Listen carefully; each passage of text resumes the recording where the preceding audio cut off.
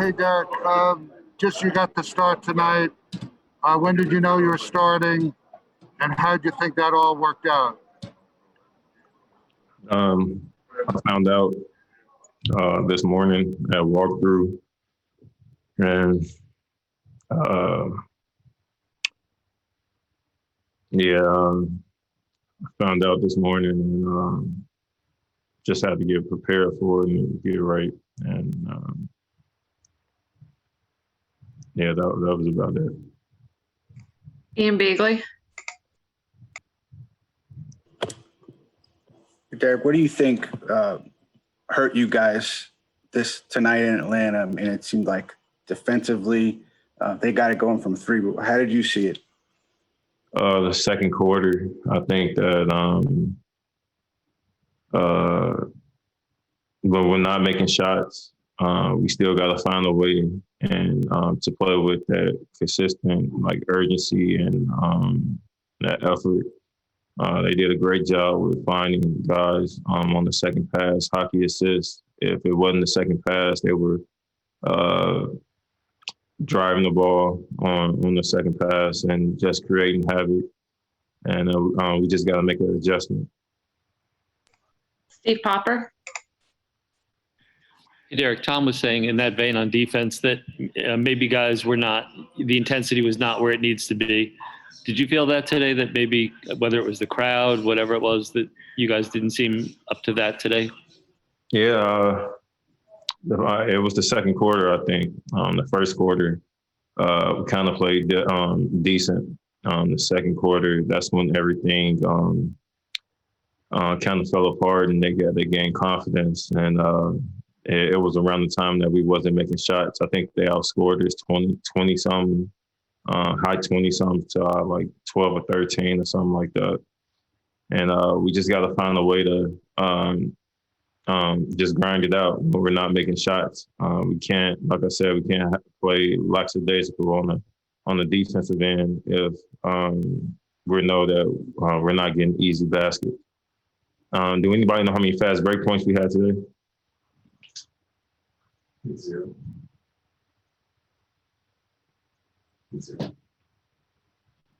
Zero. Oh, we had 0. So yeah, I mean, in the playoff games, in these playoff games, we got to find ways to get an easy basket. And tonight they did a great job with getting back. And I think that we didn't look to push the ball in the open court enough, especially when it was missing.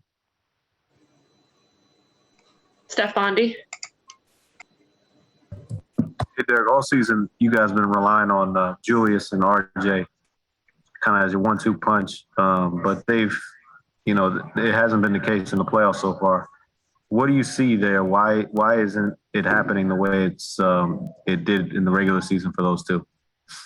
I really can't put a finger on it, bro. They're doubling from weird spots. They're coming from sometime the top, sometime mostly baseline, but if they make a move towards the top, their guys are doing a good job of just being in right there, or just making sure they don't get a clean lane or a clean look.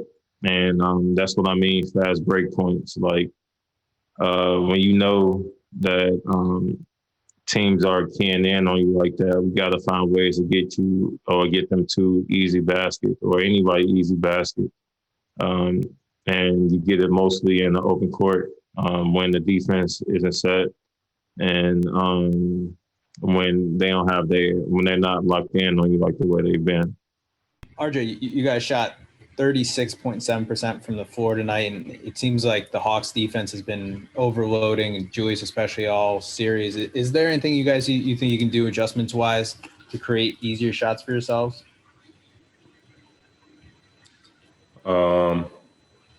Honestly, just, driving kicks, just continue to do that. I think we also are getting a lot of good shots.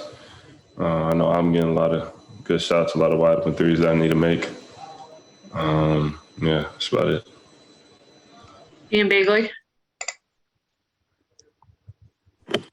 RJ, for you, is it just a matter of missing open looks, or is there something that Atlanta's doing to slow you down, or what are you seeing out there from yourself? I'll see it. I'm open. Just gotta make it. Steve Popper, RJ, on the other end, Tom was saying he thought maybe in that second quarter, especially maybe the intensity defensively kind of lagged a little. Do you guys think the shooting troubles maybe got guys frustrated or something? I wouldn't necessarily say that. I think it was like a tie game with like, I don't know, 5 minutes left in the second, and then they kind of went on a run. I mean, runs happen. We can't let them do that. We got to continue to fight. And there's no way they should be, going on a crazy run like that, scoring that many points. Julius, how would you assess kind of what you saw out there tonight from you guys and just from yourself? We just had one bad stretch in the second quarter about 5-6 minutes ago, and that was the difference of the game. Mark Berman, I guess, this was the most hostile crowd you've faced all year. Do you feel you guys didn't adjust to playing on the road against close to a packed house? No, I don't think we're really worried about the crowd. Just worried about what's going on the court. How do we adjust and get wins? We didn't do that today, so we got to do it next game. Mike Vorkunov, Julius, you and both Tibbs have been saying that you've seen these defenses before all season long. I mean, is there anything that the Hawks are doing differently? And if not, then why do you think the results are different this time around? We just got to adjust. And we will. So I'll just leave it at that. Steph Bondy, Hey, Julius, when they're loading up, how much of it is on you to get rid of the ball faster or make the quicker play? Yeah, it's on me, but it's on me. I gotta find a way to read the outlets a little bit better. Steve Popper,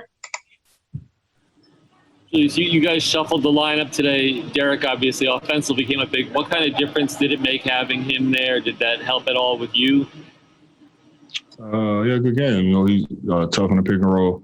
Was able to get downhill and attack. So he was definitely a threat, obviously. And it's up to me, other guys. We all got to play better. So. last question, Bobby Childs. Julius, back to the second quarter. What did you see there? Was it more on the offensive side for you guys or defensive side that allowed him to get that run? I think a little bit of both. Offense got a little stagnant. Long rebounds, turnovers a little bit, and they were able to get out, hit a couple threes, they busted the game open.